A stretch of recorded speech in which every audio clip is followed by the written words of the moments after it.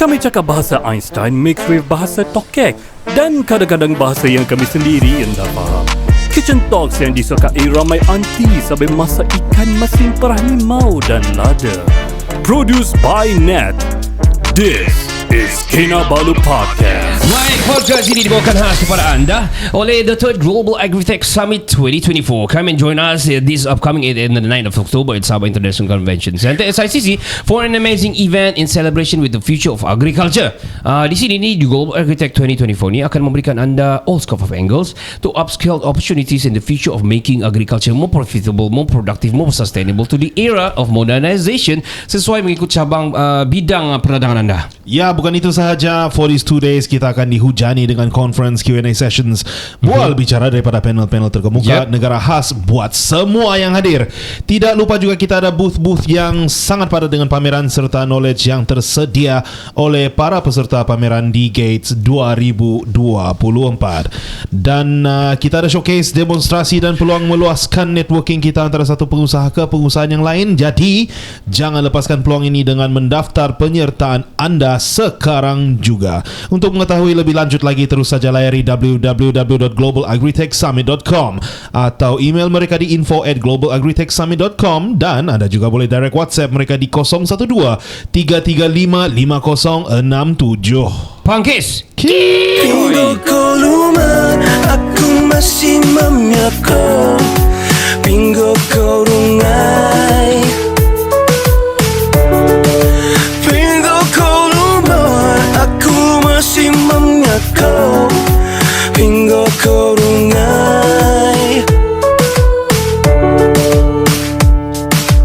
dendo dendo dendo, unana, dendo dendo dendo, da da da, dendo dendo dendo. Selamat kembali ke podcast nombor 1 di Sabah. Saya Ricardo. Saya Kenny, that's a nice song. And you are? Saya Razman. Kami dari Kinabalu Podcast, the number one podcast in Sabah. Super legend. Dan kami kali ini di second part kita ada berbeza sikit setup. Selalu kita the whole three parts kita the same guest. Kita akan panggil balik Dato' Kalakau untuk on the third part nanti. Tapi on the second part ni kita ada another person. To be frank, saya tidak kenal dia. To be frank, saya baru sahaja kenal. Tapi I do believe yang dia ada perspektif yang berbeza, yang mana perspektif dia ni mungkin akan kepada ke arah memberikan kita informasi yang lebih ataupun knowledge dan yang lebih penting dan maklumat yang sepatutnya semua dapat tahu. Alright. Sure. Kita ada Tuan Amru.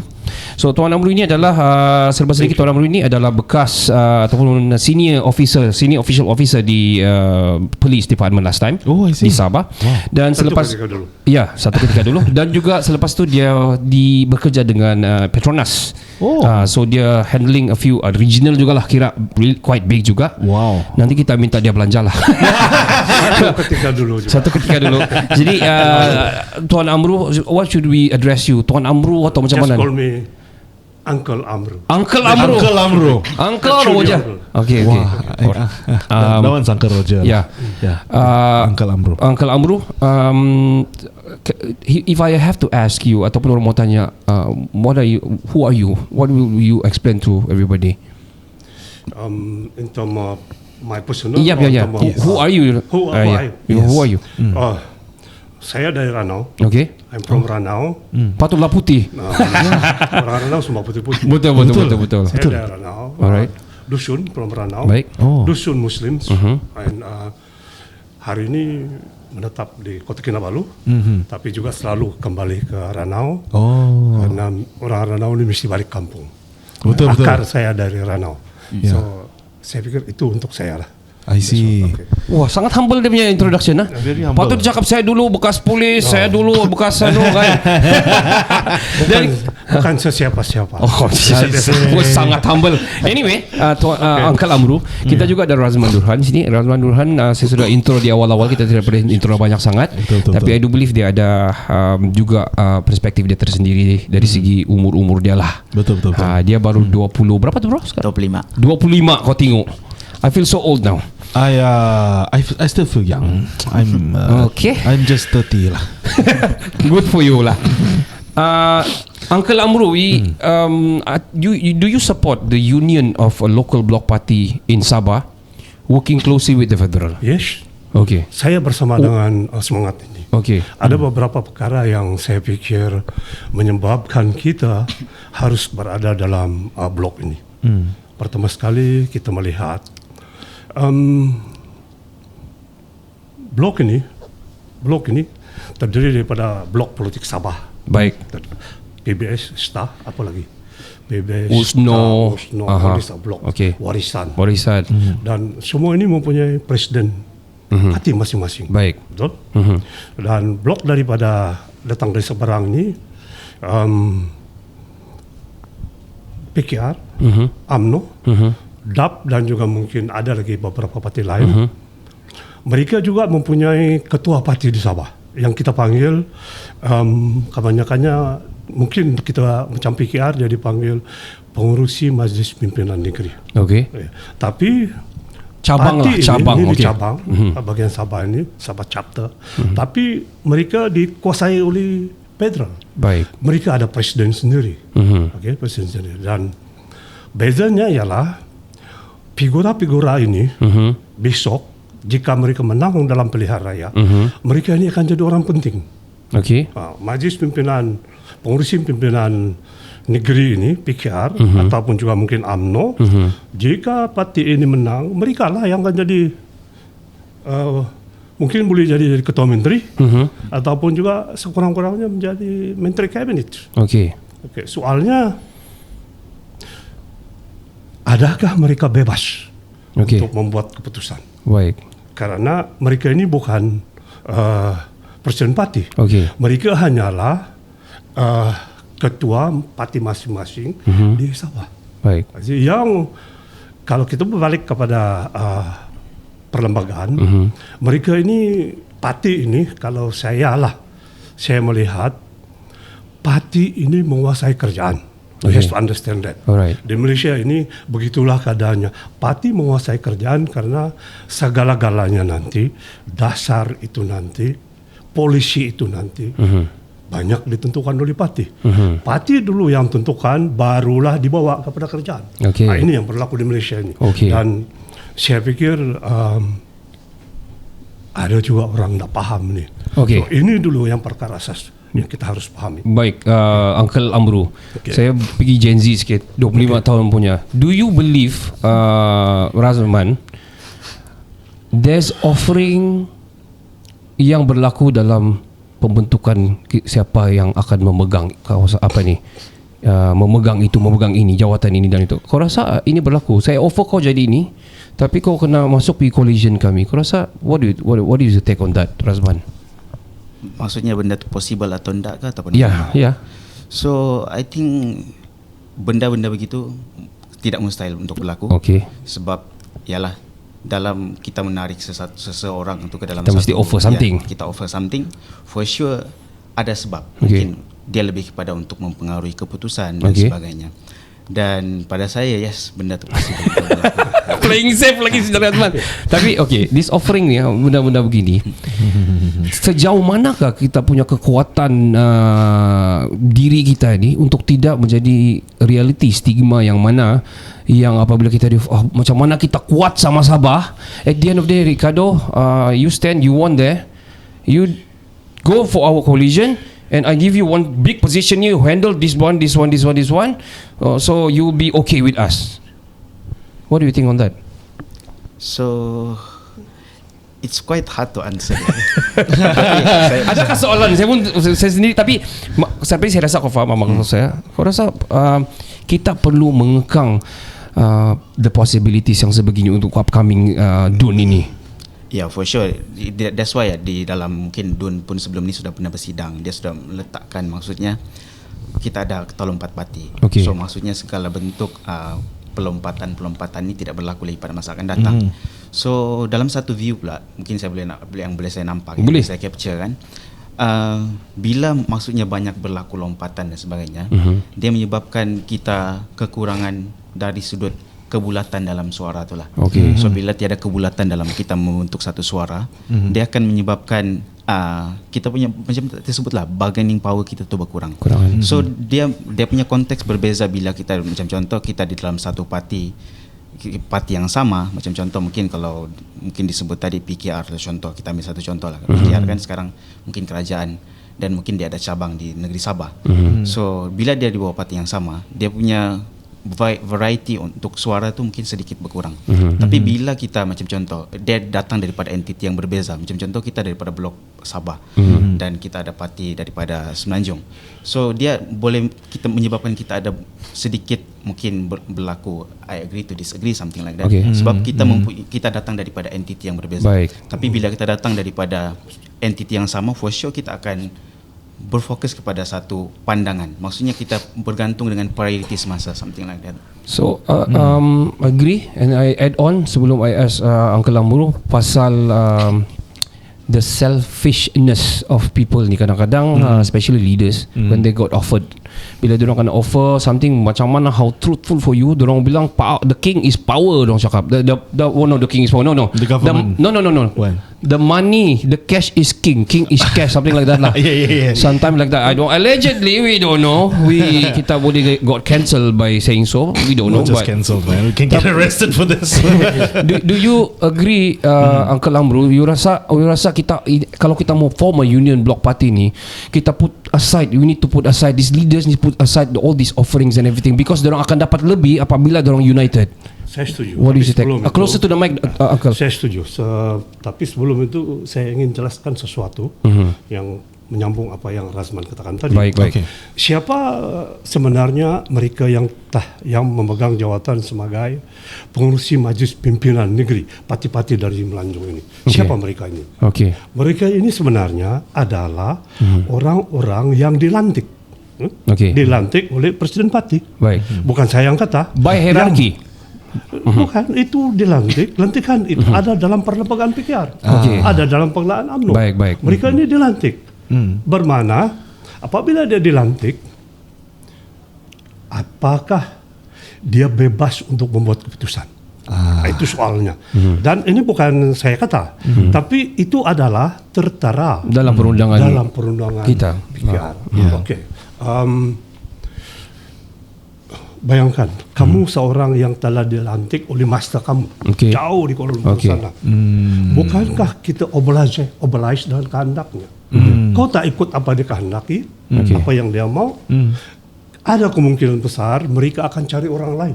To the mic, Uncle, to the mic. Don't run from buang mereka, ganti dengan orang lain yang sedia ikut perintah dan kehendak Kuala Lumpur. Itu.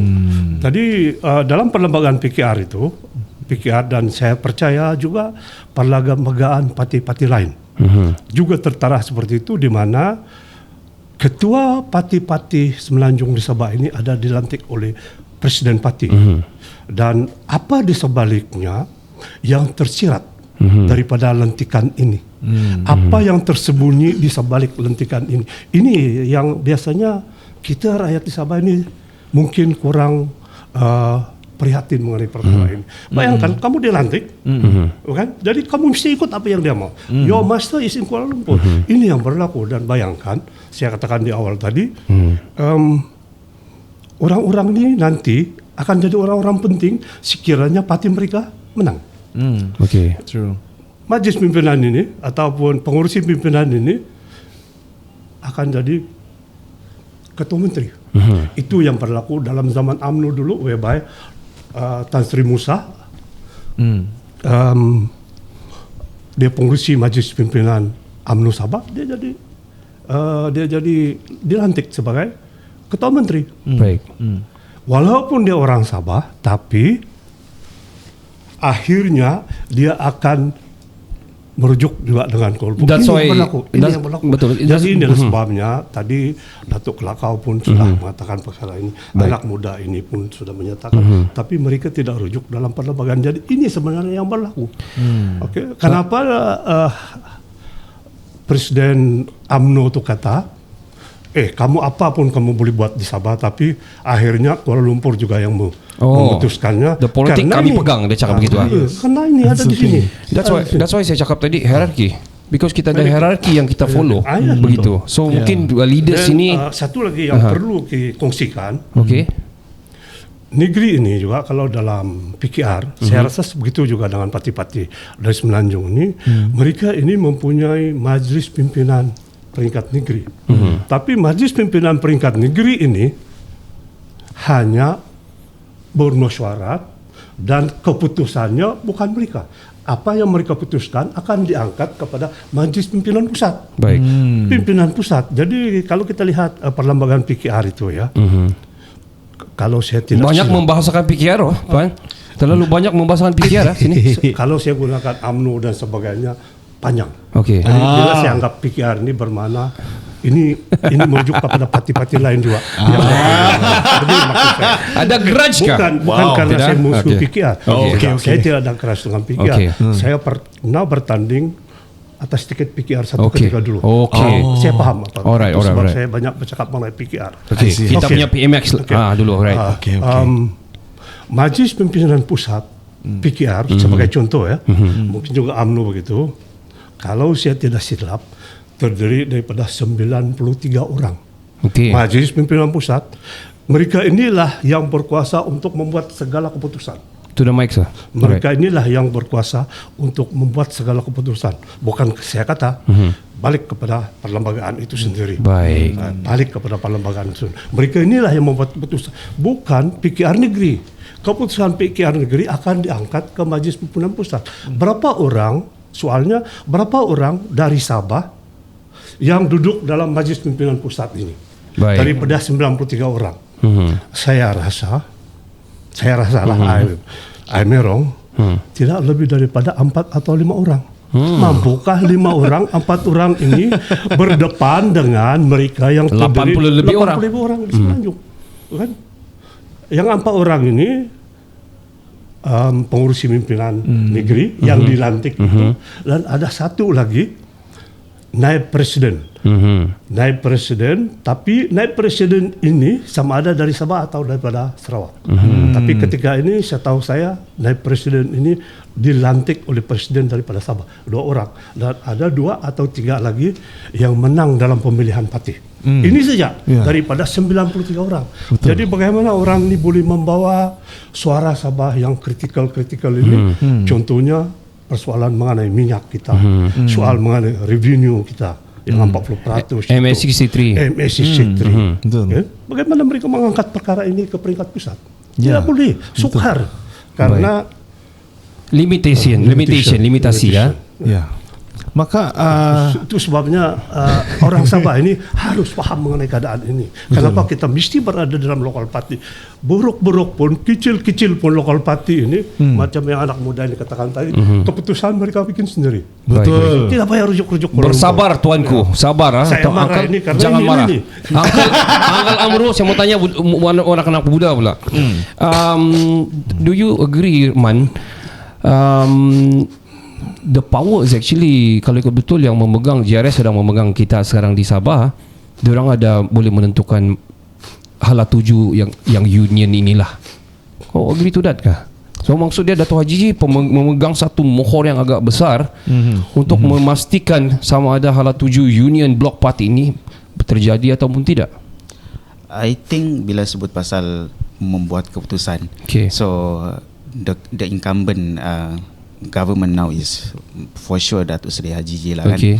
So secara tidak langsung dia memberikan kuasa kepada beliau untuk membuat keputusan, dan kita boleh katakan adalah melalui hikmah kebijaksanaan beliau untuk menentukan siapa yang terbaik dan sebagainya. Dan bila sebut pasal benda ni juga, local party ni banyak, ada yang menentang beliau juga kan. Betul. Ada juga yang mungkin bersetuju dengan beliau. So, Baik. kebanyakannya mungkin bersetuju, Baik. dan ada mungkin yang tidak bersetuju. So bila berlaku begitu, yang kita harapkan adalah bila kita mengharapkan kebulatan suara seperti yang disebut tadi. Dan bila sebut pasal kebulatan suara tu, dia memerlukan jiwa besar daripada pemimpin-pemimpin yang mungkin mempunyai perbezaan dari sudut pandangan dan dari sudut pembawaan itu sendiri. So maksudnya sama ada dia bergantung kalau sebut pasal ramuan which one is the best, rasanya mungkin mereka di peringkat yang sudah lebih faham, Boleh faham. yang mungkin sudah lama berada dalam politik, dorang tahu ramuan mana yang Masak. terbaik, yang macam mana unity Ramuan. ataupun united yang dorang mahukan. Betul. So begitulah maksudnya. So Dato' Haji memegang kunci lah, to be frank. Kira begitulah. Okay. Holding the key Last, lah. before we take a short break and kita panggil balik Dato' Kalakau, Uncle Amru, who are the best? Who is the best? Do you think who can lead this Union Bloc Party? In your personal opinion. Ya. Begini, I cannot really objective kalau ini, tapi kita jawab secara subjektif. Tadi macam marah. Tadi macam marah. Tarik balik. Tarik balik. Tarik balik yang timur tua. Okay. Santai. Jadi begini. Never. Okay, this block, local block party ini, sekiranya mereka masa pelihara ini nanti akan membentuk sebagai satu gabungan. Pertama sekali, biasanya dalam pilihan raya ini akan ada poster boy untuk jadi ketua menteri. Yes, to the mic, sir. Poster boy. Alright. Oke. Jadi oleh karena banyak gabungan, ada beberapa gabungan parti, katakanlah warisan, buat gabungan dengan STA, PBS dan juga ini, mereka akan ada. Mereka tidak mungkin mampu untuk meletakkan seorang sahaja poster boy, poster boy untuk jadi ketua menteri. Okay. Walaupun ini harapan rakyat sawah, ini pun harapan rakyat, sekurang-kurangnya kita letakkan satu poster boy untuk jadi ketua menteri. Tapi dalam keadaan di Sabah dia agak berbeza, berbeza sedikit karena ada blok-blok ini warisan, KDM blok ini. Jadi saya rasa macam ini. Mereka boleh buat persetujuan ataupun mutual understanding whereby siapa yang dapat kursi banyak dari parti Dia akan jadi the leader lah. Dan pada saya kita mempunyai ramai potential leader. Dr. Jeffrey ada, Okay. Joakim juga ada, Okay. apalagi Datuk Safi juga ada. Ada. So ini semua ada local best party. Jadi tidak pada saya tidak jadi masalah. Okay. Itu yang penting. Okay. Mungkin allow me to differ juga lah kan. Yes. Oh, okay. So mungkin Dato' Bung Mukhtar, you want to suggest Dato' Bung Mukhtar to be the CM? mungkin dia lebih kepada, tadi kan soalan itu terlampau objektif untuk saya. Betul. So mungkin saya akan jawab lebih kepada subjektif lah. Baik. So bila sebut kita ramai pemimpin veteran, ya bila sebut pasal veteran ini memang sangat ramai. Right. Tadi sebut Datuk Jeffrey, Datuk Syafi'i, Datuk Sri Haji Anak sendiri. muda pun ramai juga. Dan ya, bila sebut begitu, apa yang saya lihat adalah bagaimana untuk kita memastikan bahawa belia-belia, sebab kita ada undi 18. Betul. So bila ada undi 18 ni, kita memerlukan belia-belia kita memahami apa aspirasi rakyat Sabah Correct. yang sebenar. I understand. So bila kita memerlukan aspirasi rakyat Sabah yang sebenar, kita mau belia ni faham, kita mempunyai satu tanggungjawab sosial yang sangat besar. I mean, bila tanggungjawab sosial itu dia bermaksud kita yang muda dengan yang tua ni mesti bekerja sama untuk memastikan apa yang kami belia-belia ni tak tahu, mungkin orang-orang veteran akan pas dengan kami apa yang sebenarnya perlu kami tahu. Dan supaya maksudnya bila ada, maksudnya kita pass the button, everyone maksudnya aware with what is actually we should take as a responsibility lah, something like that. And bila begitu, maksudnya kita menyediakan pool of leaders yang lagi ramai. Betul. Maksudnya bila kita berjumpa dengan orang-orang di Semenanjung contohnya, ataupun kita untuk mengangkat semangat federalisme tadi itu, kita memerlukan orang yang pandai berbincang, pandai manage everything. So maksudnya bila dia faham konteks kita dan dia faham dari konteks yang cukup luas, which is semangat federalisme tadi itu, dia akan memberikan kita lebih banyak peluang. Sebab untuk kita contoh, sebagai contoh ni kan, Tuan Amru, mungkin yang berkenaan dengan untuk kita menuntut MN nombor 3. So MN nombor 3 benda yang mungkin tidak dapat direalisasikan mungkin sejak daripada ditandatangani lagi kan. So dia satu tempo yang sangat panjang. Jadi bila dia tempo yang sangat panjang, kita pun perlu melihat ke depan bahawa bila begitu kita perlu menyediakan kita punya orang-orang muda ni untuk faham supaya maksudnya perjuangan ni tidak berhenti di situ juga. Maksudnya tidak terhenti setakat pengetahuan Datuk Syafi'i, tidak terhenti setakat pengetahuan Datuk Sri Haji, tidak terhenti setakat pengetahuan Datuk Sri Jeffrey, something like that. So that's my take lah for that. Okay. Wow. We're gonna take short break sebab saya rasa Undi 18 tu maksudnya perlu banyak lebih muda leadership yang muda-muda lah. Betul. Sebab probably the mindset are different, the era is different, the needs are different, Betul. the thinking are different, the awareness of many stuff are different. So dia mungkin lebih memahami orang-orang muda. So saya rasa leadership yang muda-muda ni, dan dia orang ni akan jadi somebody in the future. Yang lama-lamanya akan just rest well and melihat dan memberikan reference, menyambung perjuangan lah. Betul. We're gonna take a short break. Thank you Uncle Amru. Thank you so much for your take. Thank you so much. We're gonna take a short break. We'll be right back right after this. Of course, podcast ini dibawakan khas kepada anda oleh the 3rd Global Agritech Summit 2024. Come and join us this upcoming 8th and the 9th of October at Sabah International Convention Center (SICC) for an amazing event in a celebration with the future of agriculture. Di sini Global Agritech 2024 ini memberikan anda all scope of angles to upskills opportunities in the future of making agriculture more profitable, more productive, more sustainable to the era of modernization sesuai mengikut cabang bidang perlandangan anda. Ya, di sepanjang 2 hari ini kita akan dihujani dengan conference Q&A session, bual bicara daripada panel-panel terkemuka negara khas buat semua yang hadir. Tidak lupa juga kita ada booth-booth yang padat dengan pameran serta knowledge yang tersedia oleh para peserta pameran di Gates 2024. Kita juga ada showcase, demonstrasi dan peluang meluaskan networking kita antara satu pengusaha ke pengusaha yang lain. Jadi jangan lepaskan peluang ini dengan mendaftar penyertaan anda sekarang juga.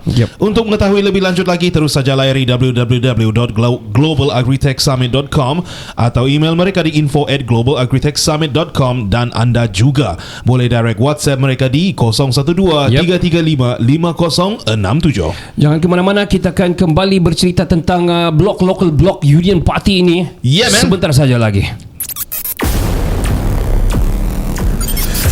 Hi, I'm Raja Razi from OK Let's Go Singapore.